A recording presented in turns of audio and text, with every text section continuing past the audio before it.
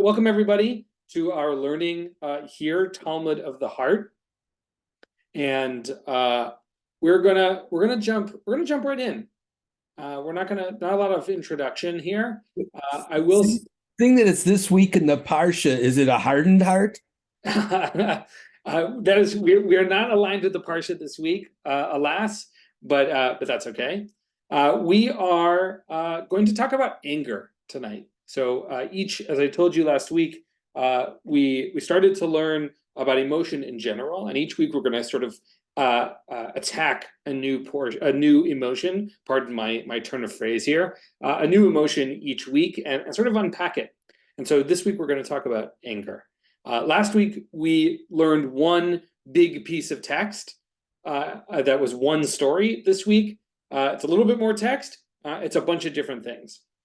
And that's it. That's the only introduction I'm going to give, and we're gonna jump right in. Give me a thumbs up if you can see this. Yes? Is it big enough? Can you read it? Yeah, could it be bigger? I can make it a little bigger anyway. Wonderful. So we're going to talk about anger, and today's class is called Anger and Compassion. A little hint about sort of some of the themes we'll do. And as I said, we're just gonna jump right in. So can I get a volunteer to read in English this first text from Masechet Psachim, which is loosely about Passover, but not today. Anybody want to volunteer to read? Yeah, Cheryl, please, with gusto. Reish Lakish said, any person who becomes angry, if they are a Torah scholar, their wisdom departs from them. And if they are a prophet, their prophecy departs from them. Let's pause. Cheryl, wait, I'm going to pause you for a second. Sure. Let's just understand what Reish Lakish is saying here, right? Any person who becomes angry, their wisdom, their Torah scholarship, or prophecy departs from them.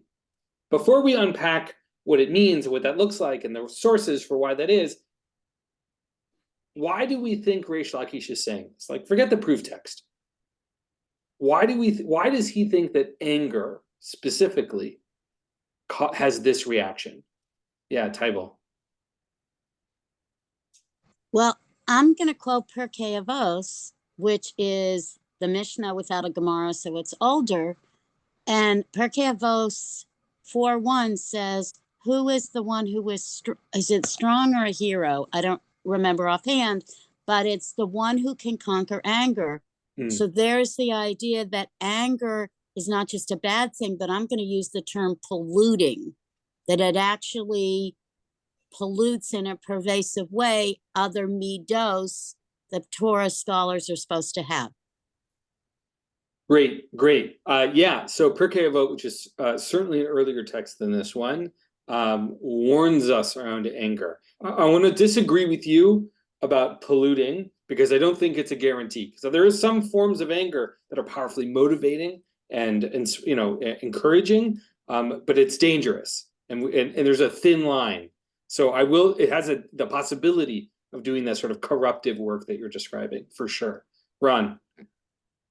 I was going to say, anytime you become angry, you lose control of your faculties, your common sense, your normal state of being. So if you're smart, you lose your smarts. If you prophesize, you lose your prophecy. If you're just a normal person, you don't know what you're supposed to be doing. Yeah, right. So something about anger eliminates some clarity of thought such that scholarship or prophecy will depart. Yeah, Ruth, please. Question. Do they lose it for that moment or forever? A wonderful question. The language here in the text is that it leaves them. That's all it says. We'll dig it. Charles is going to read the rest of it for us in a second, but there's a good question there, right? Which is, what is is this a temporary effect or a long-term effect? I don't think this text tells us, but I think it's an important question we have to ask. Cheryl, will you please keep reading for us, starting with the Gemara explains? The Gemara explains that if they are a Torah scholar, Their wisdom departs from them, is learned from Moses, as it is written, and Moses became angry with the officers of the host, the captains over thousands and the captains over hundreds who came from the battle. And what is his Keep going. And what is his punishment? As it is written afterward, and Eleazar the priest said to the men of war who went to the battle, this is the statute of the law which the Lord commanded Moses, which provides by inference that this law had become hidden from Moses due to his anger. Amazing. Thank you, Cheryl. So, I mean, you'll see that Moses shows up a lot when we talk about anger in the tradition. And I think I even remember writing a sermon in rabbinical school about Moses' anger. So I know for me, this is a topic and his particularly that I come back to a lot. So let's really pin down what this proof is, right? I think we've already, in our discussion just a moment ago about the principle that one's wisdom or prophecy departs from them when they get angry. There's something visceral, like we know that it's true, even if we don't need a proof text. We sort of know from our own lived experience. But here we get a proof text because this is the Talmud. So how do we know that this thing is true? We have this quote from the book of Numbers that says, and Moses became angry with these military officers who came from battle. Okay, so he got angry, and there was some sort of here the language is punishment, but that's Rabbi Steinsaltz as opposed to the text of the Talmud itself. The bold is the text of the Talmud, and the not bold is Rabbi Steinsaltz's commentary. So what is this punishment, or effectively, how do we know this to be true? I don't have a chumash in front of me. Which incident is this? This is Numbers 31:14. I don't remember the exact story, so I can't speak to it in greater detail. There were a lot of battles in those parts of the Torah. So how do we know that from this little quote about Moses being angry at the military officers, how do we know that this is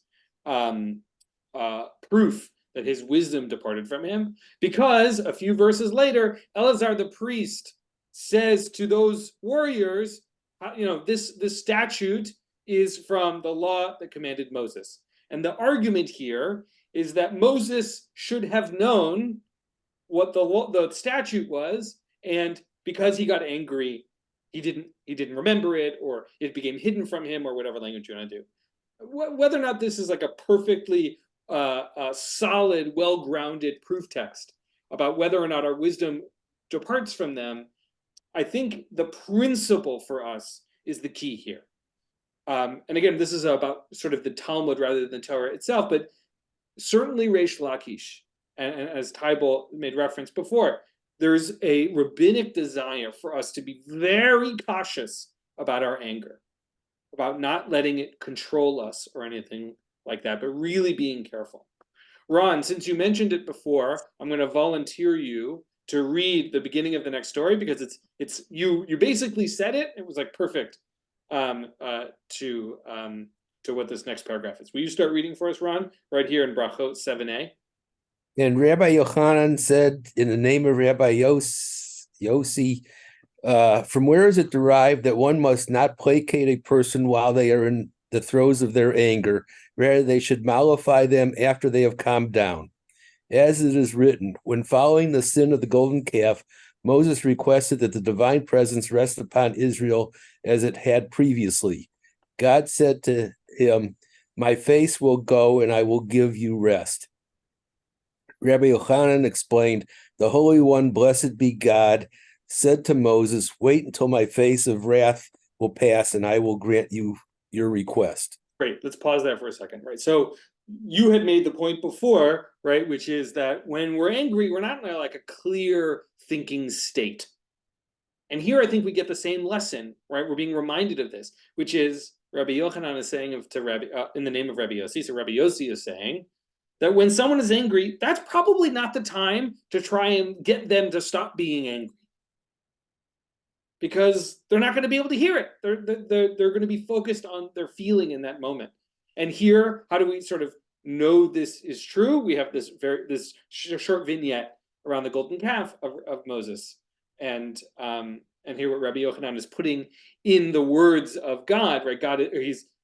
He's sort of interpreting this verse for us, right? Which is, I'm angry now. I'm God. I'm angry. You got to wait till my anger has passed, and then I can do the thing you want me to do. Before we get into the second part, which is super interesting, maybe I'll cover it so that nobody gets spoilers. What do people think? Is there truth to this? About this, placating a person in their anger when they're angry? What do people think? Does that resonate? Do you feel that way personally, maybe? Yeah, Tybal. If you look at what's understood about the brain and what's going on with neurotransmitters, there's some evidence that when certain parts are more activated than other parts, therefore are not as activated. So I think brain science would agree with this. And I want to go back to what I said before. I was distinguishing between righteous anger about an injustice. I was doing this about personal. What I was saying about polluting is personal anger at, I'll just leave it at that. Righteous anger at an injustice is not what I meant in terms of polluting. For sure. Totally reasonable. Great distinction. The rabbi certainly didn't know about neurotransmitters, but I always love, and the rabbis didn't really know science the way we do science. They sort of lived a different era, but I always love when like something in science is proven that the rabbis have said was proven true. It always, to me as a rabbi, it just makes me so satisfied. Yeah, Ron, please. In reading the story about reading about the golden calf, it seemed more to me that Moshe was the one that was angry, not God. But maybe they were both angry, and that's certainly not the way where you can correct the problem when there's anger on both sides. Yeah, so in that story, God is certainly angry that the people are bowing down to a golden calf. And if you might recall, God says to Moses on the top of the mountain, hey, go down and deal with your people before I kill them all. And then we know that there were lots of people killed as a result. But I think your point, which is in this particular story, we have two. Moses is also angry. And like two angry people are definitely not going to be able to communicate with any tremendous clarity or placate one another. It's like a recipe for disaster, for sure. And again, maybe that's one of the reasons why this story is like a perfect example for Rabbi Yossi here. Any other thoughts before? Yeah, Ruth, please. I opened the Chumash and I found that the first, the Numbers, is about the war against Midian, and the Israelis, they were supposed to destroy everybody, but they kept the women. And Moshe tells them, they brought us problems, those women. You should have destroyed them too. הן היו לבני ישראל בדבר בלעם למסור מעל באדוני. So that's why he was angry. Thank you for the clarity and the background. That's very useful. Right. So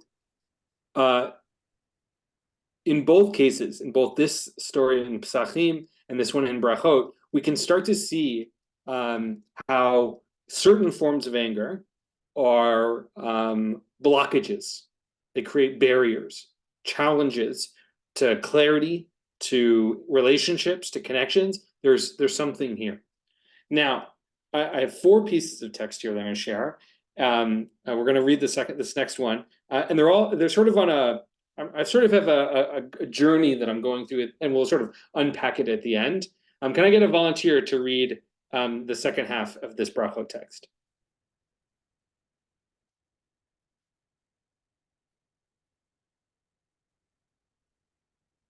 Okay, I'll read it. One must wait for a person's anger to pass as well. The Gemara asks, and is there anger before the Holy One, blessed be God? Can we speak of God using terms like anger? Right, so here in, Ron, sort of you anticipated saying like, oh, is God really the angry one here? And Rabbi Yochanan is certainly putting angry words into God's mouth. So is this really an analogy we can really make? That's what the Gemara is asking. The Gemara answers, yes.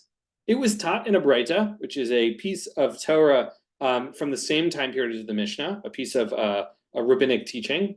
God becomes angry, as it is stated. God vindicates the righteous. God is furious every day, from the book of Psalms. How much time does God's so let's pause before we get to the second part, right? So already, right, there's so many places where we say God, like we should be like God. This is probably a place where we don't want to be like God, furious every day, right? So there's like a tension, inherent tension, right? If God can be angry, maybe we can also be angry. And certainly that would be contrary to what we would think. How much time does God's anger last? God's anger lasts a moment. How long is a moment? 1/58,888th of an hour. That's how you define a moment. If anyone needed an exact calculation, right? I would love to know how many seconds or nanoseconds that is if anyone wants to do the math. The Gemara adds, and no creature can precisely determine that moment when God becomes angry. And again, Ruth, as you just quoted from the book of Numbers, again, we have a Bilam reference here in an interesting way, right?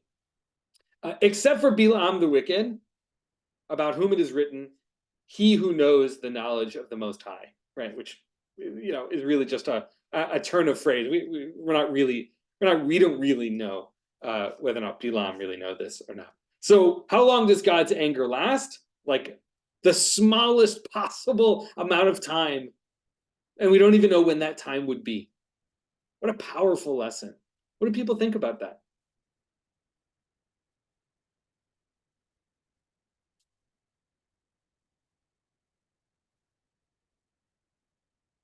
People like that? Do people dislike that?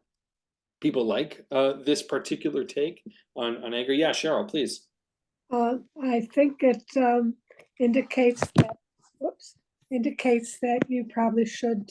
It's okay to be angry, but let it go.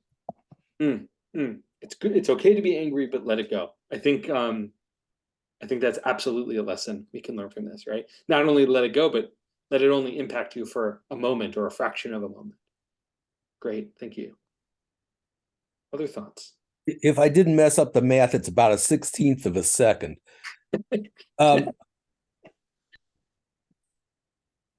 what and that this number seems to have nothing to do with how the sages eventually created the calendar.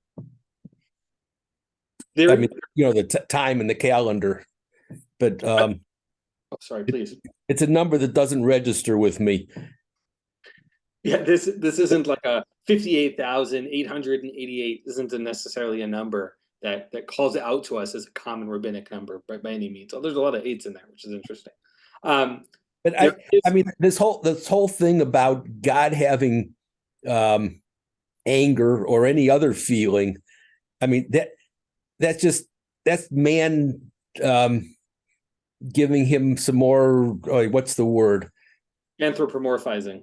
Yeah, that's the word, and so I don't really believe it. Right. Which is to say, if we're even using emotion language around God, we are placing human experience upon God where it's not really appropriate. If I may translate what I heard you say. Yeah. But then on the other hand, if man is created in God's image, if we're capable of anger, then he's capable of anger because we're in his image. Right. The phrasing is right. I'm taking the other side. Right. So I think both challenges are reasonable, which is on one side, we can certainly say that anytime we try and describe God using Rabbi Moshe Maimonides, the Rambam, his framework of negative, what's it called? Negative theology, I think, or something like that. I forget it's the exact phrasing, but where the Rambam basically says anytime you've tried to describe God, you've limited God in a way that's not appropriate. So I can say, right, I can't say that God is not the chair because God is a part of the chair, right? I mean, sort of silly example. So certainly if we are placing human emotion onto God, we are limiting God in some way who's beyond those types of descriptions. And the flip side of that, right, we see this in particularly interpreted in the Parshat Kedoshim, where it says, God feeds the naked, feeds the hungry, and so we should feed the hungry. Clothes the naked, so we should clothe the naked. If God can feel anger, it's okay for us to feel anger too, right? So you can pull from both sides, and I don't think one is more true than the other. Here, certainly the rabbis are imagining God as again, being is too limiting word, but certainly God has the capacity for anger.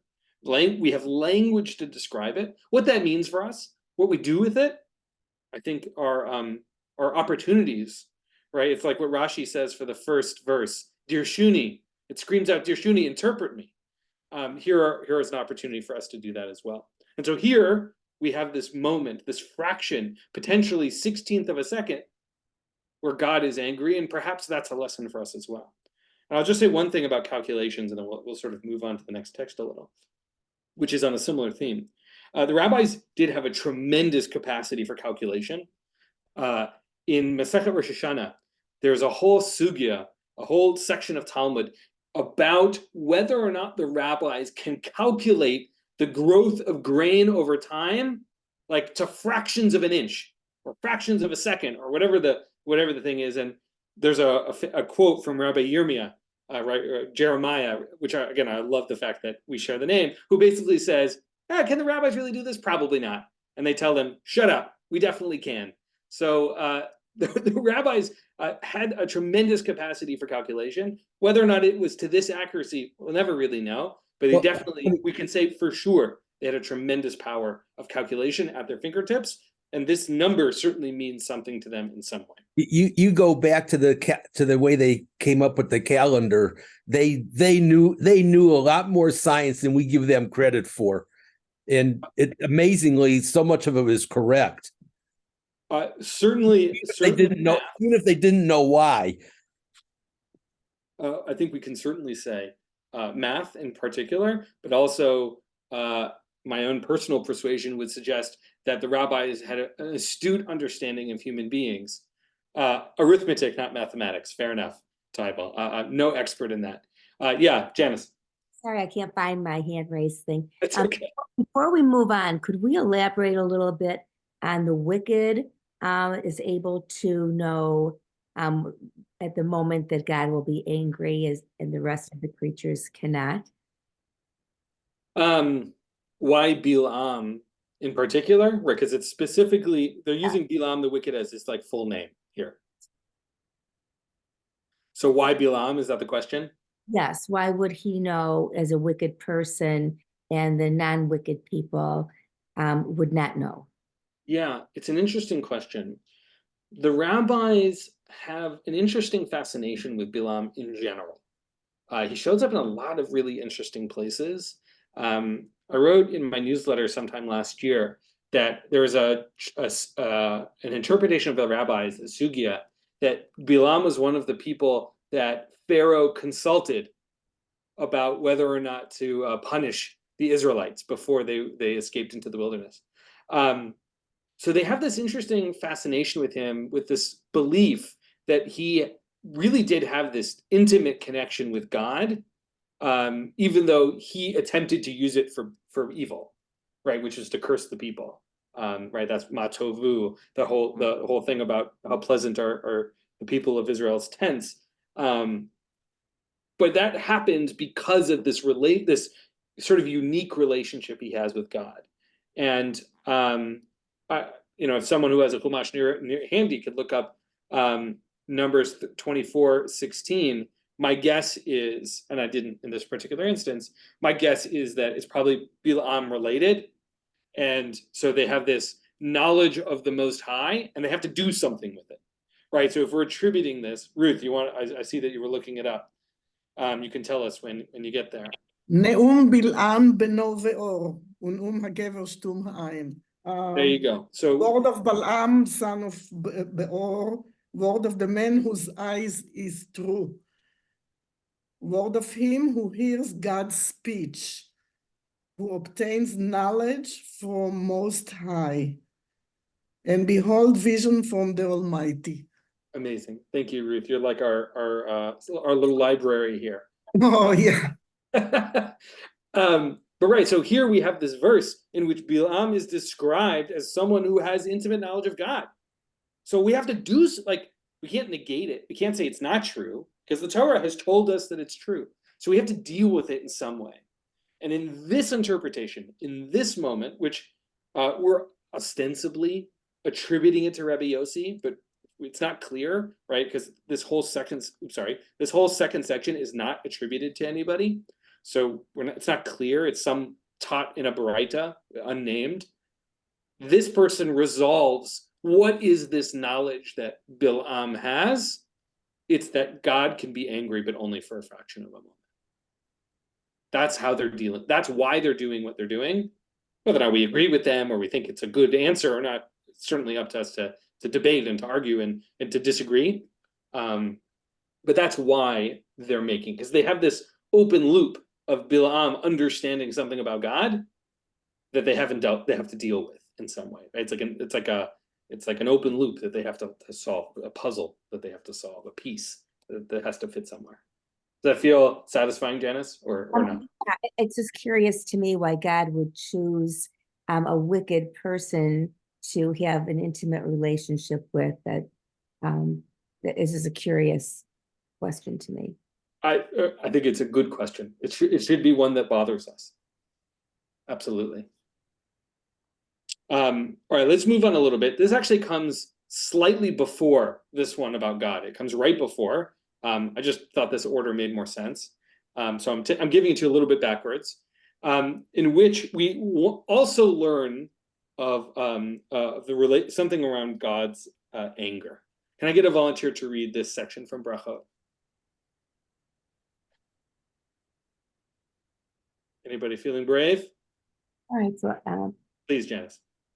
Similarly, it was taught in a Berita that Rabbi Yishmael ben Elisha, the high priest, said, "Once on Yom Kippur, I entered the innermost sanctum, the Holy of Holies, to offer incense, and in the vision I saw a Katriel Yah, the Lord of Hosts, one of the names of God, expressing God's ultimate authority, seated upon a high and exalted throne. And God said to me, Yishmael, my son, bless me." Great. I'm going to pause you right there, Janice. Let's set the scene for a moment. We have a high priest who on Yom Kippur is in the temple, in the Holy of Holies, right? One person gets to do that. It's this guy, ostensibly, right? And in there, as he's offering incense, sees a vision. What does he see? He sees this manifestation or expression of God's presence, which he attributes to a Katriel Yah, which is not a name that I've actually heard anywhere else. Certainly sure it exists. You can see it here in the Aramaic or in the Hebrew. This authoritative figure who turns to Rabbi Ishmael and says, "Bless me." On Yom Kippur, what a unique moment that's happened. Listen, I just want to really set the stakes here. Right? If this was a movie, all the music would stop at this moment. That's how I imagine it. All right, Janice, keep going. And God said I said to God the prayer that God prays, "May it be your will that your mercy overcome your anger, and may your mercy prevail over your and other attributes, and may you act towards your children with the attribute of mercy, and may you enter before them beyond the letter of the law." On the other side now, the Holy One. Oh, I'm sorry. The Holy One, blessed be he, nodded God's head and accepted the blessing. This event teaches us that you should not take the blessing of an ordinary person lightly. If God asked for and accepted a person's blessing, all the more so that a person must value the blessing of another person. Great. So Rabbi Steinsaltz here, and the end of this little story is not about anger. It's about who gets to bless who. And if God is willing to be blessed by this person, who knows what kind of blessings you could get from anyone you encounter. And especially if you expand out the idea of what is a blessing, but maybe a positive encounter with someone. What an opportunity for goodness to enter your life. But that's not really the way we're reading it, because that's not part of our emotion, anger subject. What is it that God prays, according to Rabbi Ishmael? Right. So first of all, God prays stuff. What a fascinating thing, right? So what is it that God prays? may it be your will that your mercy overcome your anger. That your mercy prevail over all these other things, that you will show your children mercy, and that you will sort of give them the benefit of the doubt, right, beyond the letter of the law. It's sort of, yeah. What do people think?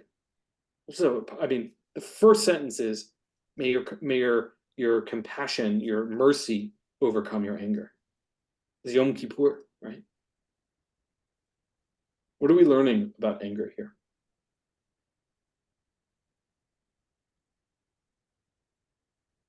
Yeah, Tybal. What seems to me interesting is the definition of holy. You're supposed to be like God.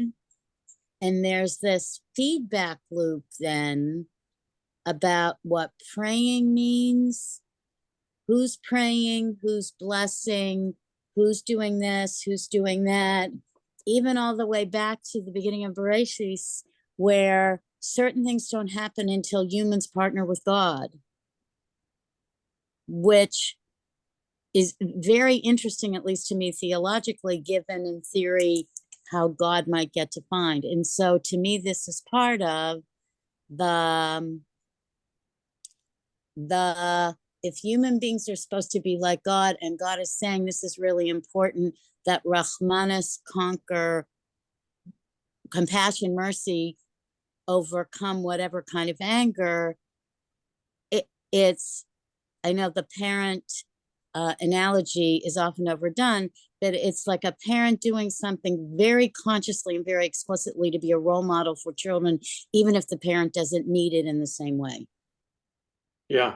Well, I think the parent analogy here is really present, right? Even in the example, right? May you act towards your children, us in this circumstance, with the attribute of mercy. So certainly the example of parent and child here is present even in this example, and again in the language of my son. Janice, I saw your hand up as well.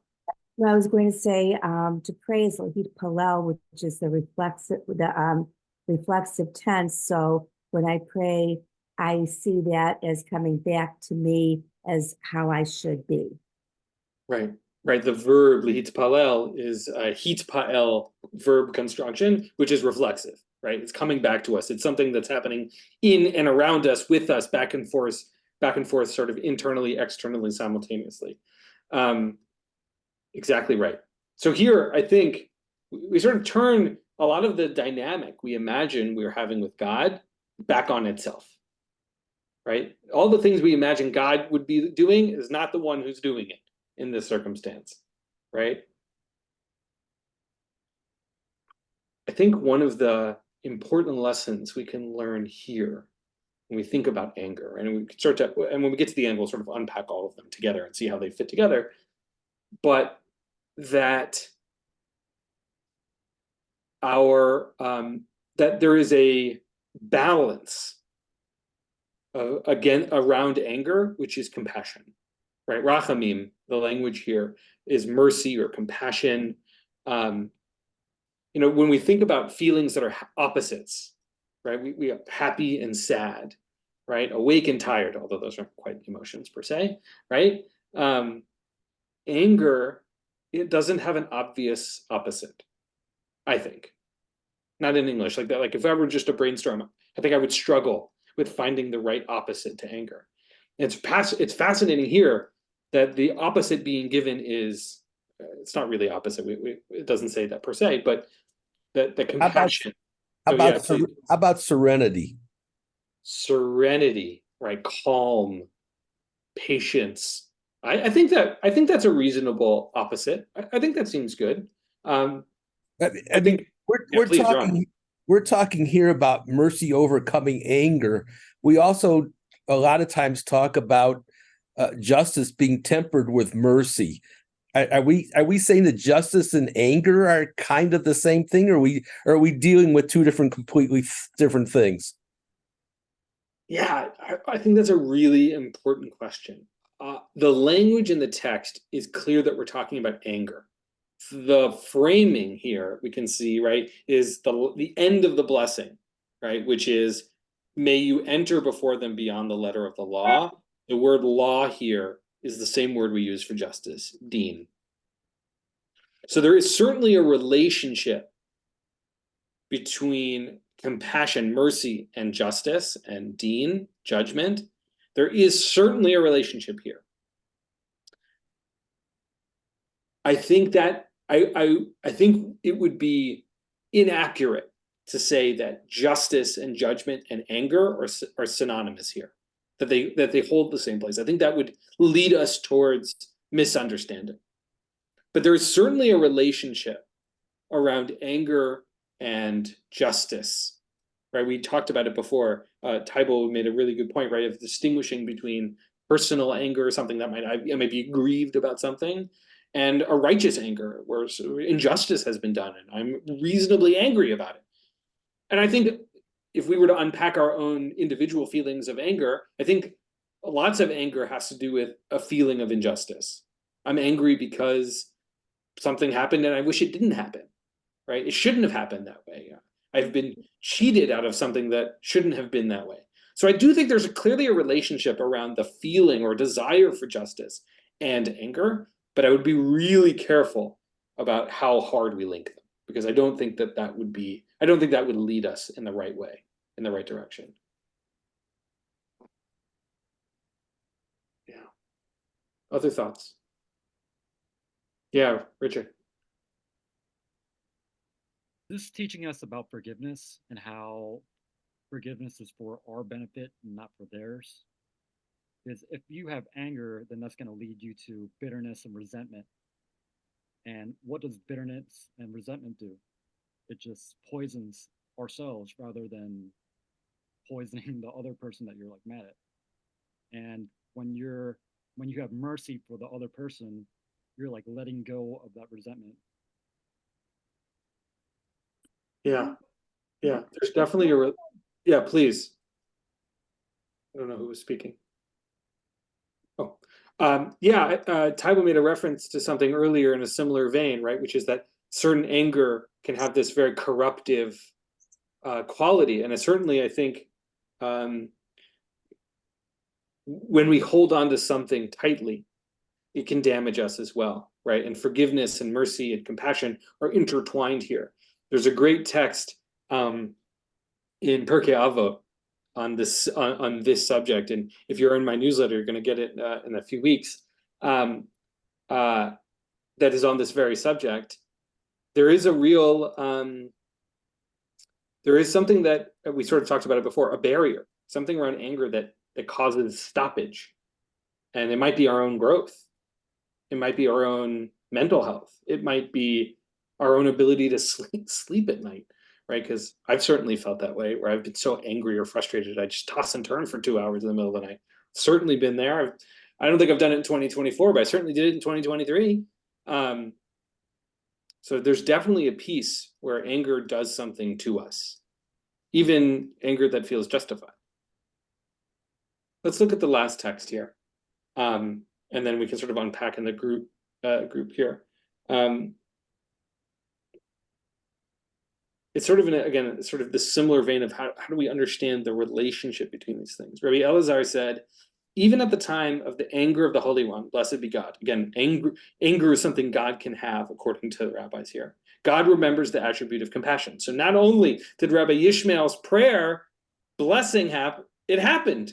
It came true on some level, right? God does remember the attribute of compassion. And how do we know this? From a quote from Hosea, "For I will no more have compassion upon the house of Israel." Even when implementing God's attribute of justice, God still mentions God's attribute of compassion. So in this case, just such a silly example, God is saying, I'm not going to be compassionate, but compassion is still part of the equation, which I think is an interesting dynamic. Rabbi Yossi Bar Hanina said that this is also indicated from a different source, the continuation of the verse, which states that I should bear them, indicating that God promised to eventually bear Israel's sins and pardon them, which is to say that Rabbi Yossi Bar Hanina is rescuing Rabbi Elazar here, which is to say, even though God is saying, I'm not going to hold compassion, I'm not going to be merciful, I'm going to all the rules, I'm going to hit you with the book, right? at the end of the day, God is still gonna got your back, still gonna bear the sins, is still gonna be compassionate at the end of the day. Now, whether or not we agree with this theology or not, notwithstanding, our evaluation, our reflection is on this concept of anger. And here we see that God can be angry, and God knows God should be compassionate. Even if God is not doing it, which again, I find particularly challenging, there's certainly a piece where God knows compassion, mercy, rachamim is an important and essential ingredient here. Yeah, Tybal, please. I mean, I just wanted to say I had to go to a different thing. Old person eyes. I couldn't quite read the font, but to make sure it's clearly, I mean, the thing that we say over and over again in the Yom Kippur liturgy from the Parsha Kisasa, which are the attributes, this is a clear allusion.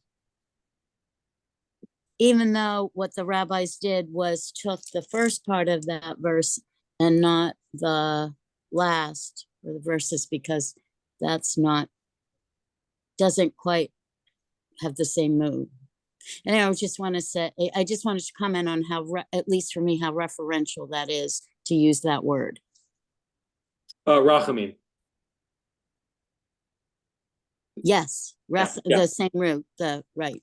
Yeah, absolutely. So is part of holiday liturgy, not just even the high holidays, but certainly on the high holidays, we regularly recite the 13 attributes of God, which begin with rachamim. Adonai, Adonai, rachum v'chanun, right? The merciful, right? The compassionate. So there is a powerful lesson here, I think, for us around anger and compassion. So before, let's unpack it. I'll stop sharing the screen. What do people think here? What are some lessons we should take away from these texts, or at least these ideas?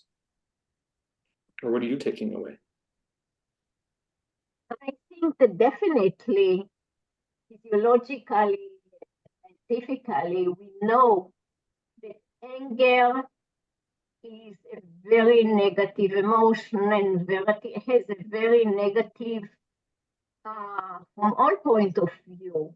I'm not talking about taking away wisdom or prophecy, but we know physiologically it increases your blood pressure, it constricts your vessels, it makes you totally almost inhumane in a way, if you know what I mean.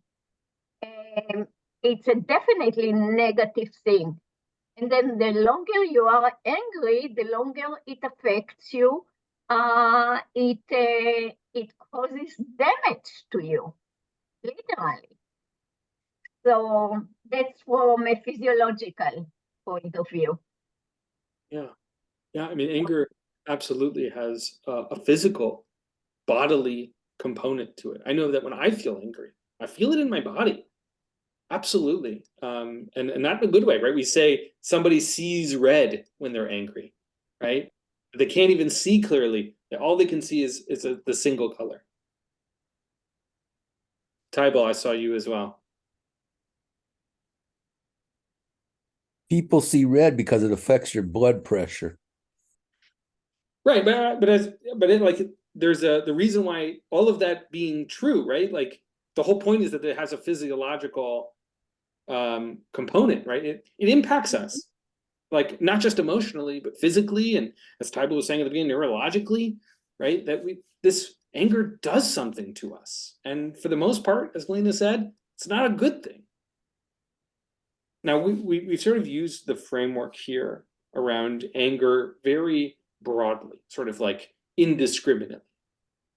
But anger is really focused, not always, but is often focused towards another person, or at ourselves, God, right? It's rare, I think, I mean, to each person should feel the way they feel, and I'm not trying to tell you how you can or should or would feel, but anger is rarely, I think, just angry at everything, without any form or shape. Certainly, I've felt that way. I'm not saying it never happens, but often it's like I'm angry at this person because they did a thing, or I'm angry at this circumstance that happened that I wish it didn't, or I'm angry at myself that I didn't do something, right?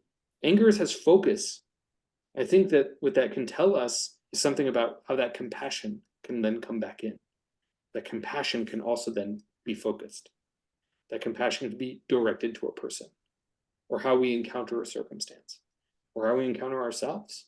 That the compassion can, the salve, the antidote, can be as equally focused, as equally present as the anger we might feel, right? It isn't just that I feel angry, so I'm going to go give tzedakah, although that's a great idea and people should do that, right?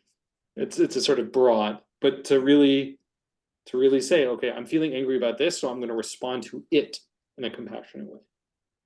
That's sort of my thesis here. That when I looked at the text, that's what I pulled out. What do people think? People agree? Yeah, typo. I just wanted to say, when you said, when you feel angry, then you're going to give tzedakah, but that to me would make it a not a good tzedakah to give charity. I assume that's what you mean. To me, that would create a linkage that's not overall positive. Yeah, I'm not sure that I was really suggesting that every time you feel angry, you give tzedakah, whether or not like that's a good motivator. It's definitely not a great motivator. But I think my point was that if I feel angry at the world, at everything, that my anger is indiscriminate, then I might also want to give compassionately, indiscriminately. And my first jump was to thinking of, well, what can I do with that I can just give without thinking about where it goes? It's like sort of just tzedakah. And of course, people should think clearly about where they use their tzedakah and their their just giving in intentional ways. I'm not suggesting you should just give indiscriminately either, although that's certainly not such a bad thing. But I was using it sort of just as a first example that popped into my head. Yeah, Janice. I didn't really marinate this well in my head first, but I'm thinking, since God has anger and limits it to a finite short period of time, I think anger is maybe a natural response, like a sneeze, and that we need to get that out, but we need to get it out and then let it go and go beyond it. I love that, right? Just as the moment is finite, in the Gemara of how much anger God feels, so too our anger should be finite, right? I love that. And by contrast, right, that our compassion perhaps infinite.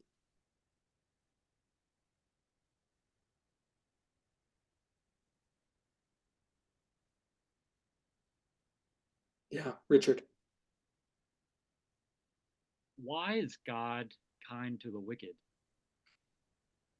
And are the wicked not also his children?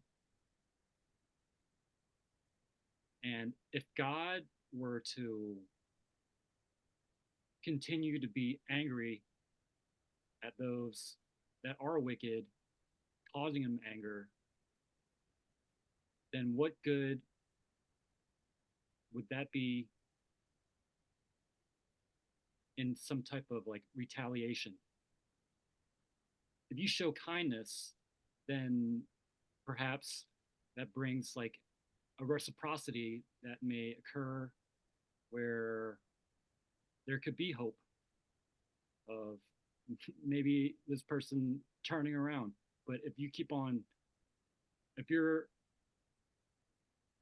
demonstrating like an eye for an eye, then how does that benefit anyone? Yeah, I mean, I don't think it does.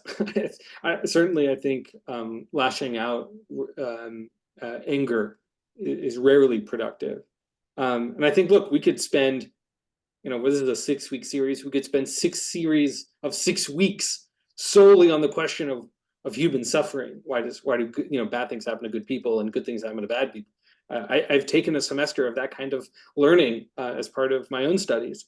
I don't have any good answers, to be clear. But I think your takeaway is the right one, I think you're in the right path, right? For all of us, which is that kindness, compassion is certainly going to be much closer to the solution than any amount of anger might be. Again, I don't want to tell anyone how they should feel. We're unpacking this together. We're learning this together. I don't have any more answers than you do. We have access to the same text. We're learning it together. But I think the lessons that we're pulling from these sections of the Gemara certainly are guiding us towards understanding, patience, compassion, kindness. Those are the things that are going to more likely help us with our anger than certainly being more angry. Yeah, Tybal. I mean, we all learn different things, but when Richard just mentioned the citation, the proof text, eye for an eye, my understanding was always that was quoting Code of Hammurabi, ancient Near East, and from the time it was interpreted, that was always rejected. That the rabbis always rejected. What the rabbis often did is looked at the proof text, the literal meaning, the Peshat, and said, oh, we don't really want it to mean that. And in a creative way, turned that around. And I thought the eye for an eye was one of them. Yeah. The rabbis were radical in so many ways of taking physical punishments, physical encounters, and taking them out of the physical. And in this case, an eye for an eye often gets replaced with a monetary payment. I've harmed you, so I'm going to pay you damages, right? It's not a real restitution. It's the best that I can do, as opposed to popping out your, the other person's eye. So that is a radical move. I mean, let's just like pause for a minute. Like, that's a deeply radical move. And in the Torah, there are also examples like the cities of refuge, where if you had accidentally harmed someone, that person's family has a reasonable and justified and approved mode of harming you back. And the way to resolve that dynamic, where you've accidentally harmed someone, in this case, it's usually killed them, there are places to go where you can be safe, where it's not like it was an accident, it's not your fault. The example used in the Talmud, Masechet Makot, is all about this. I spent a whole year learning about it at the conservative yeshiva in Israel. We learned that was the tractate of the year. One of the prime examples is you're holding like spears and you turn a corner and you accidentally spear somebody. Or it's like, it's not really, you never really killed them. I mean, you did, but you didn't do it on purpose. So what happens to you? But I use that as an example to say the rabbis, like, you sort of can't get out of it in the sense that there is a violent, angry response and a reasonable and justified one as a result. The resolution of that is cities of refuge, which again are in the Torah itself. So yes, you're right. And the inclination of the rabbis is to limit our capacity to harm each other. There are tons of examples. I'm thinking also about the rebellious child who can be stoned according to the Torah. The rabbis basically make it impossible for any individual to fall into that category. They limit it and they narrow it down and limit it to this like singular moment that is basically impossible so that it never happens, right? Which again, radical in its own way. So I think you're right that the general rabbinic inclination is to reduce our ability to harm each other.